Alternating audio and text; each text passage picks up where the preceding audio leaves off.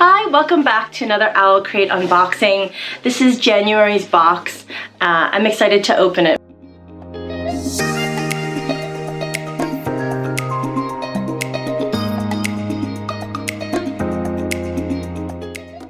But first I want to go over last month's box's book. Last month the theme was Tales of Trickery, and the book was The Guinevere Deception by Kiersten White. I finished this and it took a little bit of doing. I did read a previous book of hers, and I talked about this in my last unboxing. She wrote The Dark Descent of Elizabeth Frankenstein, which I was really interested in. You can go ahead and see the other unboxing to see what I thought about it. But suffice it to say, I was a little hesitant to read this book of hers because I don't really, and I've decided after reading this that it's more that I don't like her narrative style. She tends to write really passively and from a removed and detached narrative style where you don't ever really get a sense of the characters or their own internal emotions or motivations. You don't really get to know any of the characters really well to root for them at all. And so I think that being the case, like, even though this book had a much more interesting mythology surrounding it that gave it and added a lot of depth to the story, it was already there because it was the King Arthur Legends. She didn't actually add much to it other than a couple of twists and spoilers, which I'm not going to give away in case you do want to read the book.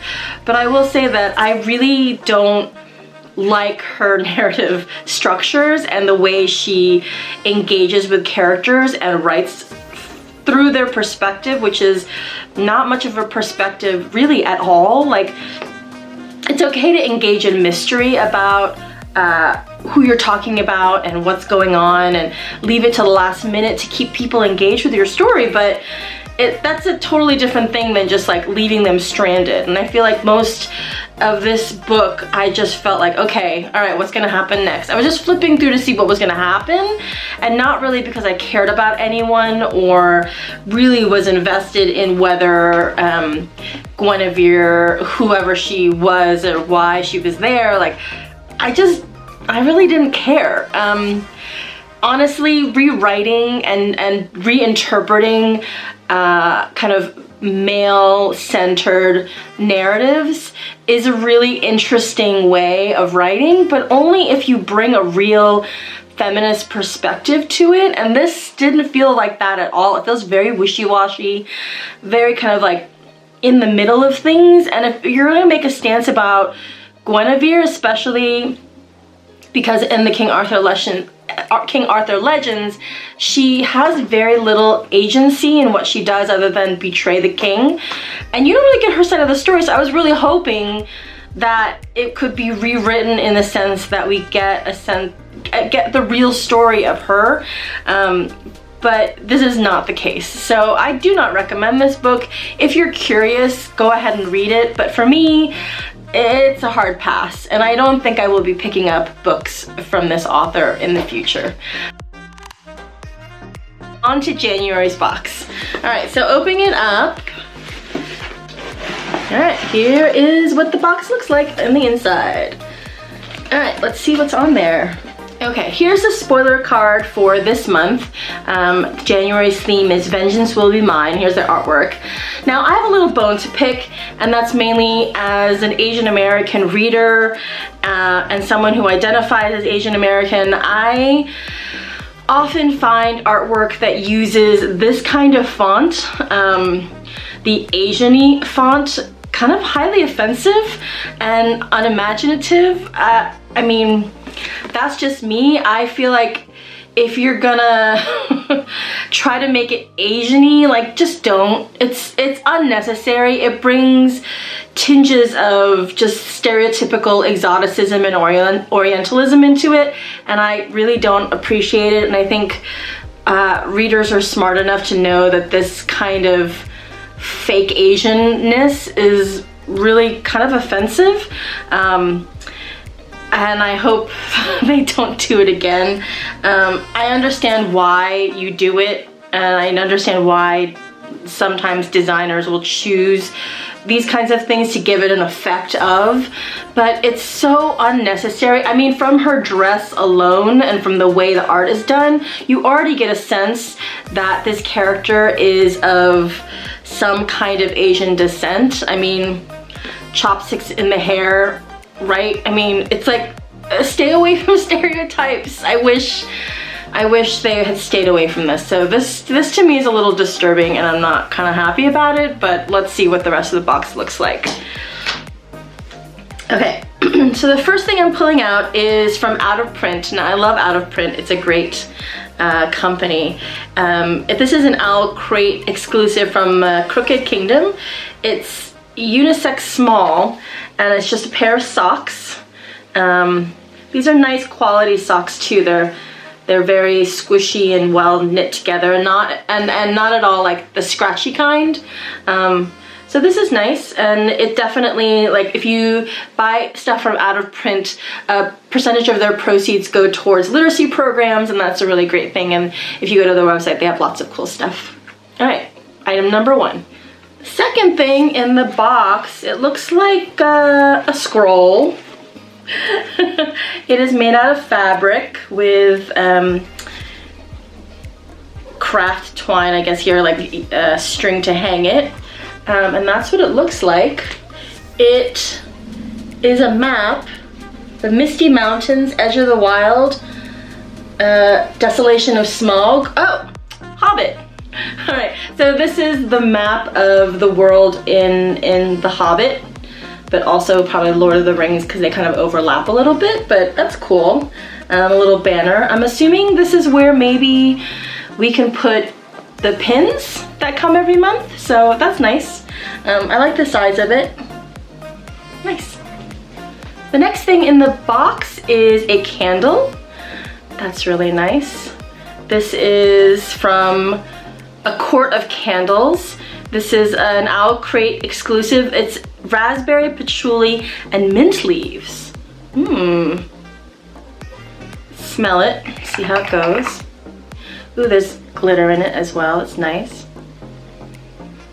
Oh, that's nice. Usually I don't like things with patchouli in it. Patchouli is a little too strong for me, but this smells more of raspberries and a touch of like herbalness, and then you can definitely smell the mint. Actually, to me, it smells like a cherry chapstick. Have you ever smelled those? Like, as soon as you get when you open it up, it smells like a cherry chapstick. So that one will be fun to burn, and it's a nice size. Ooh, next thing I'm pulling out of the box looks like a mug. It says, "Welcome to the Order. Join your fellow wizards and rise up against the ministry. We hope drinking your hot beverage will help you stay alert while training in secret." Makes me think of Harry Potter, definitely, with the owls and the thunderbolts there. I have seen other people unbox mugs from OwlCrate, and I've always been kind of jealous of their Harry Potter mugs, so I'm excited to get one of my own. Here this one is. It has dragons. Oh, no, they're not dragons. Oh, this is really nice. The quality of this mug is really nice. It's an exclusive design for OwlCrate. So here it is. We have Grimmauld Place, Sirius Black's, right, Order of the Phoenix hideout. And then here you have Professor Umbridge in her little tea area, having her little pink tea. And then you have the Thestrals that they ride, and it looks like Harry and Luna. I think that is them. And yeah, so you have Grimmauld Place there, right? And you have Umbridge having her tea and her pink flowers and pink paisley. Then you have the Thestrals, where you have Harry and Luna riding it, and then riding them. And then you have what looks like to be Dumbledore's army going against and taking a last stand against Voldemort, and I think that's probably Beatrix Lestrange. And then here you have kind of the ruins of Dumbledore. Oh no, I'm sorry. This is that archway that that Sirius dies in, actually. So that's really sad. So this must be Order of the Phoenix based mug, which is really cool. I love the artwork. I love the watercolor effect of it and how soft it is. And at first glance, I don't think you would necessarily know this was a Harry Potter mug until you looked at the illustrations more closely and you're like, huh, I think those are kitten plates. Looks like Umbridge. This is beautiful. The artwork on this is really well done. So this mug was designed by Kara Kozik, and it's definitely part of their kind of Harry Potter mug series. So I'm glad I got this one, but I kind of want the other ones too. But it's hard to get them because they're no longer available. Most book boxes happened a while ago. But yay, my own Harry Potter mug. It's nice. Next thing comes in a cute little OwlCrate little bag, little drawstring bag. I don't know what this is. Ooh, this way. So it says, "You've got words in your soul." That's nice. As you open it up, it has a mirror, but it also has, it looks like for medicine or pills that you might take. So if you take daily medication, or if you just want to put some extra Advil or whatever, that's a great place to put things. Or really small earrings. I know when I'm traveling and I never know what to do with my little stud earrings, they always like rattle around. This would be a great place to put them. Yeah, that is really cute. The last thing in the box before the book for the month is a pin. And definitely this is gonna go on the little Hobbit banner here, so it'll be nice to collect it. I have a couple of other pins from November and December that I'm just gonna tack on here anyway, because this is a really nice way to display them. But here's the pin for this month. And all their pins have to do with the book that we're about to read. And so this is about Vengeance.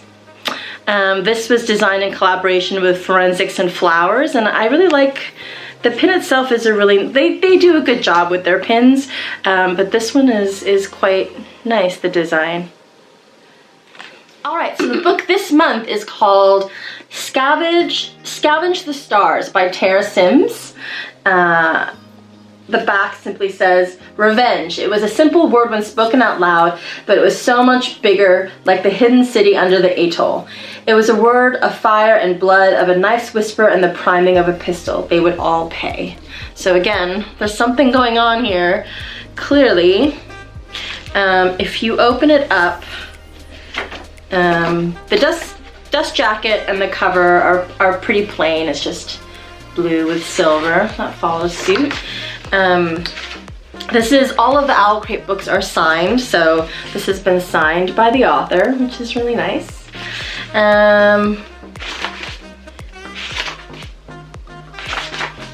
Interesting. Okay, so the little recap says, when Amaya rescues a mysterious stranger from drowning, she fears her rash actions have earned her a longer sentence on the debtor ship where she has been held captive for years. Instead, the man she saved offers her unimaginable riches, a new identity, and the promise of retribution against Caemon Mercado, the powerful merchant who ruined Amaya's family and stole the life she once had. Caemon Mercado, heir to his father's empire, is well acquainted with the grit beneath the grandeur of Moray. In this opulent coastal city-state, where the corrupt slum kings pocket gold from desperate gamblers and deadly ash fever spreads like rot, Kao is desperate to shake his disreputable past. But when his sister falls ill, Kao will do anything to save her life, even if it means making a deal with the slum king. As Amaya and Kao become entangled in a dangerous game of deception, one of them set on protecting the Mercado family at any cost, and the other set on destroying it, they find themselves unexpectedly drawn to one another. But the more Amaya discovers about her past, the more she realizes she must trust no one. The first novel in a sweeping fantasy duology. Oh, this is not a trilogy, it's a duology, so just 2 books.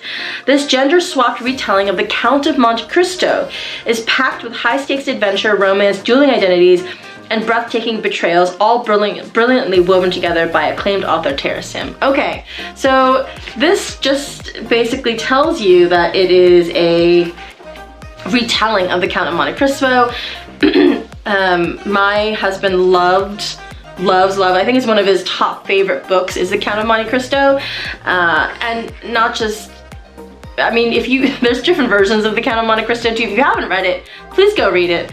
There's an abridged version, and then there's like the original version, which is like twice as long. Whichever version you read, it's a really good story. Don't watch the movies, they're terrible.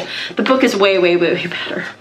Way better, as usual. But it really is it's a story about getting back and reclaiming what you think is yours, what you worked hard for. And really, for the Count, it's getting revenge on a woman. It's an odd story, and it doesn't, I mean, revenge never ends well for either party involved. So it should be interesting to see what twists come with this one. So we'll see how that goes. I'm really curious though why the art for this month was kind of made to look like this then. This, which looks, I mean, again, it's falling into kind of Orientalist stereotypes as it is, but then at least it doesn't have the weird like font issues as this one. The racialized font is that, but I think, I'm not sure why, you know, it's been made into like this ninja girl, because this story is completely set in a fantasy world. It's not really in any kind of, I mean, I guess the book art suggests it's kind of somewhere in the Middle East, but even that's just stretching it. Whenever books, and I feel like marketing people and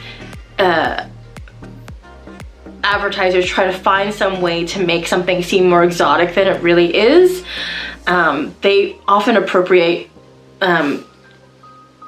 thematically images and just artwork they think looks exotic, and like slap it on the cover of something or slap it on the artwork or something, and hope that will inform the reader about what they think they're getting. And I find it really lazy. I find it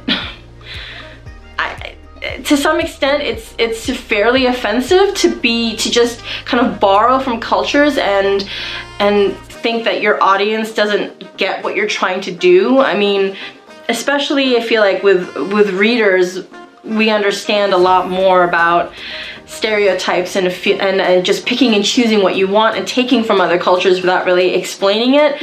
And I think the case goes for this cover. It goes to the artwork that OwlCrate used, the font and the girl. I'm just like, really? It's unnecessary to do. You can easily tell the story of revenge without using all that stuff, so I really don't understand why they do that. I feel like we're past that now, but maybe we're not. I mean, maybe book marketers and book cover artists are still held under some weird sway to only appeal to certain stereotypes, and that they think that's okay. It's lazy and offensive. That's all I'm gonna say about it. But I am excited to read the story. I think the book in and of itself is I know the process of making the book cover doesn't really have to do anything with the book itself, and that oftentimes is totally out of the hands of the author. So I'm gonna give this book a try. Hopefully I can get my husband to read it too, because he loves Count of Monte Cristo. So let's see how we do with that. Anyway, here is the author from the note, which again has nothing to do with kind of like Orientalist, Asian-y things, right? It's just a girl with a knife. It says, "Dear reader, there's nothing quite like a good revenge story, is there? This book, much like its inspiration, The Count of Monte Cristo, is all about revenge. When everything is taken from you, what option left is there than to go after the man who ruined your life? But this isn't just a story of revenge. It's also about family, grief, and losing one's way. It's about righting your wrongs and reaching out for help when you need it. It's about picking yourself back up and hoping the next day will be better, to find the power to make it better. It's about a girl and a boy who want more than anything to be loved. It's a story about standing up to the injustice of the world and saying no more." Yeah, so there's a little doodle. It's her author note, cute. And as always, there's a little booklet in it. You can see more about the author herself, and there's an interview with her. You can also see what the alternate cover is, and frankly, I like the original cover. I find this cover to be, again, kind of racialized and a bit offensive. I just don't understand why it needs to look like that. I would have preferred to get the regular cover in this case. And usually I like the OwlCrate covers, but for this edition, I'm like, you might want to think about your design choices and just rethink your choices. That's all I'm gonna say on that. As usual, you can chat with the author, go on Instagram, all that kind of stuff, and do book chats online. And then the theme for next month's box, which is the February box, is called A Power Within. Now, I love these little postcards. I think they're beautifully done. I really love getting these, but it looks like the little hints for next month's box is that every February box will include a deck of playing cards inspired by Throne of Glass. Ooh. That is nice. So playing cards and a power within. So we'll see what that is like. In terms of my favorite thing in the box, it's gotta be the mug. I am so happy about this mug and so excited to use it. So this is my fave pick. What was your fave pick in this box? Have you started subscribing? Are you a longtime subscriber? What did you think about Guinevere's Deception if you read it? Let me know in the comments below. And let me know what you think about the whole cover, the kind of racialized font, the Asian-y thing, the stereotypes that are just kind of offensive. Like, can we just let that stuff go? Like, why do we persist in perpetuating those stereotypes? And I think it would just be really interesting to see what if we just let books be books and just marketing deal with the fact that we live in a world where we're tired of those stereotypes. As an Asian American reader, I am kind of done with that, and I would like to see the industry move forward from that and just take on, I mean, this push for more diverse books and more diverse characters really should then mean that we push for diversity in thought as well, and leaving behind old tropes and stereotypes that simplify and way too much exotify what really are just other cultures. They're not that like exotic. It's just another culture. Anyway, let me know what you think, and thanks for joining me in another book box unboxing, and I'll catch you next month. Bye!